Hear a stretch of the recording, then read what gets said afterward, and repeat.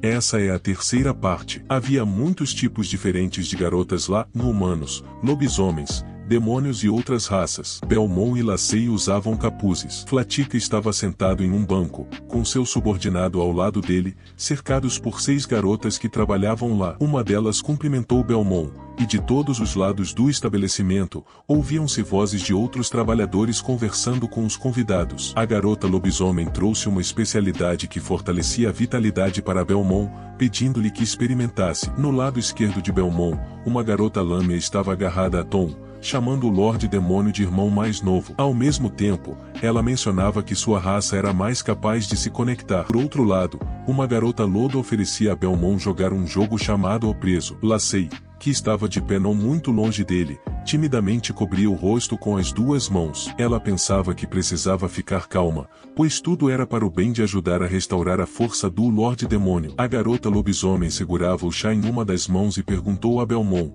com um sorriso, sobre a escolha de uma garota. Ele respondeu que não escolheria apenas uma. Todas as trabalhadoras femininas ficaram maravilhadas com isso e, ao mesmo tempo, felizes. Sem pensar 2 vezes, Belmont as liderou. Sem pensar 2 vezes, Belmont as liderou. Juntos em algum lugar, enquanto conversavam sobre seus insights, Lacey ficou irritado com a situação. Belmont mesmo pensou que seria possível comparar o efeito da magia do cultivo emparelhado com representantes de diferentes raças, mas seus pensamentos foram interrompidos por uma das garotas que tirou o capuz de sua cabeça, dizendo que ele não precisava usar um capuz dentro do bordel. Ao ver os chifres demoníacos na cabeça de Belmont, a garota ficou maravilhada inicialmente, mas depois ficou cheia de desprezo. Uma delas empurrou o T para longe de Belmont, e a outra jogou uma xícara de fruta nele. Belmont não entendeu exatamente o que estava acontecendo, e as garotas continuavam olhando para ele e Lacey. Como resultado, ambos foram jogados para fora do bordel e para a rua. As pessoas que estavam na rua naquele momento ficaram maravilhadas com isso,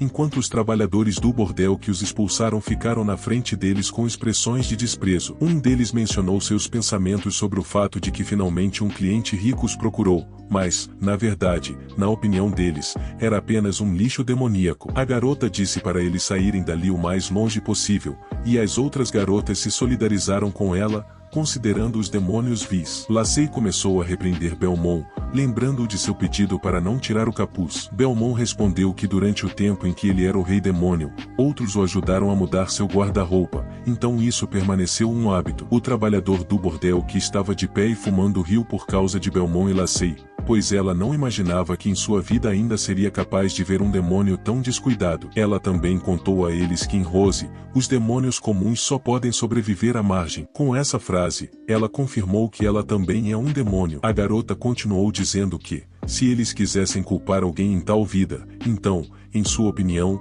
o perdedor do rei demônio deveria ser culpado. Lacey a interrompeu, dizendo para não falar besteiras, pois ela não tem nada a ver com o rei demônio. Com essas palavras, a garota demônio riu e disse que, depois de 50 anos, ainda havia quem quisesse proteger o Lorde Belmont. Com a cabeça baixa, Belmont se aproximou da garota, olhando-a seriamente por baixo das sobrancelhas. A garota ficou assustada com esse olhar. Belmont perguntou a ela sobre o que ela disse sobre demônios comuns e que tipo de demônios podem viver uma vida normal em Rose. A garota demônio ficou maravilhada, pois sentiu que não poderia contradizê-lo. Ela respondeu confusamente a Belmont que apenas os demônios que se tornaram alunos da Academia de Saint Edmund são capazes de conseguir isso. Ela também o informou sobre o vestibular que acontecerá em 2 dias. Ao ouvir isso, Belmont virou-se e foi a algum lugar, chamando Lacey para segui-lo. A garota demônio não acreditou em seus palpites sobre o desejo de Belmont de participar do exame, dizendo que isso a confundiu. Ela o lembrou de que os demônios não possuem mais magia e avisou que ele não tinha chance. Belmont respondeu à garota que isso não era problema dela,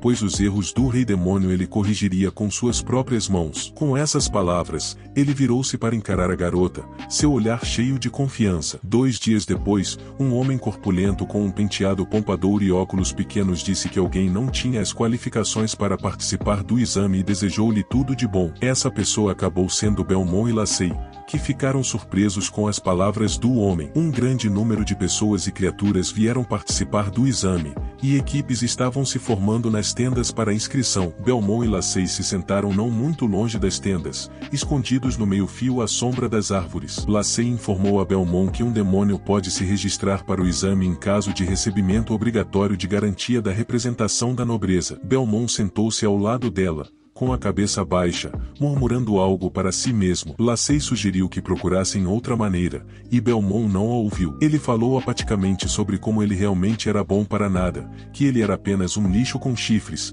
que ele se considerava uma desgraça para toda a raça demoníaca. Lacey ficou maravilhada, pois o chamado status D, é o mais alto grau de abnegação do rei demônio, e funciona nos casos em que ele é incapaz de. Fim do texto. A frase está incompleta. Cumprindo suas promessas ou enfrentando uma situação difícil, o rei demônio disse que destruiria o herói em 10 segundos, mas acabou gastando 11 segundos, o que o colocou no status de Belmont. Uma vez, disse que não era necessário escovar os dentes do rei demônio, pois quando o fazia, ele caía para o status de Lacey. Pensou que, nesse estado, o rei demônio era capaz de reagir aos outros usando reflexos, e não era necessário perturbá-lo de forma alguma. No entanto, seu fluxo de pensamentos foi interrompido por um raio vermelho que passou por ela, atingindo Belmont por trás e o derrubando. Belmont voou e pousou no chão. Lacey, excitada e preocupada, correu até seu mestre, que estava deitado no chão. Na rota de voo de Belmont, havia um homem,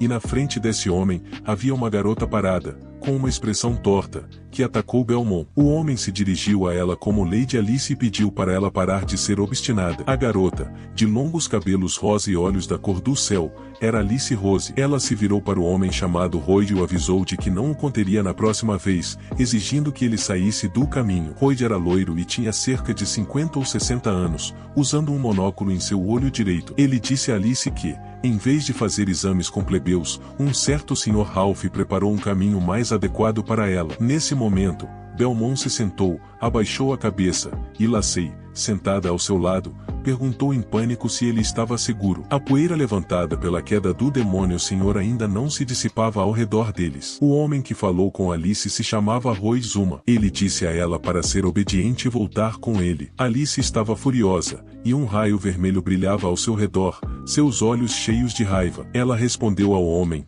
lembrando-o de que já havia dito anteriormente que não queria ouvir o nome de um certo Ralph. Um círculo de elemento de fogo mágico cor-de-rosa apareceu atrás de Alice, e então ela chamou o nome de seu ataque, Fênix Rain. Vários ataques voaram em direção a Royd, mas nenhum deles o atingiu, pois colidiram com escudos que surgiram diante dele. Nesse momento, Royd ficou quieto, fechou os olhos e colocou as mãos atrás das costas. Ele disse a Alice que tudo era inútil, acrescentando que, embora ela tivesse excelentes talentos mágicos em comparação com seus pares, ainda era muito cedo para desafiá-lo. Alice, furiosa, continuou atacando freneticamente. Royd informou a ela que ele prevê a direção dos fluxos mágicos com antecedência e, assim, evita perfeitamente os danos. Além disso, cada projétil mágico ricocheteia nele em um arco gracioso, e foi isso que ele disse. Um dos ataques voou em direção a Belmont, atingindo-o no rosto e fazendo sua cabeça balançar para trás. Lacey ficou chocada e não sabia o que fazer. Com medo de que acontecesse novamente, ela viu algo assustador. Royd disse a Alice para terminar de atacar. Sem sucesso, ele pediu permissão a Alice para levá-la com ele e treiná-la novamente com graça, mas não conseguiu terminar.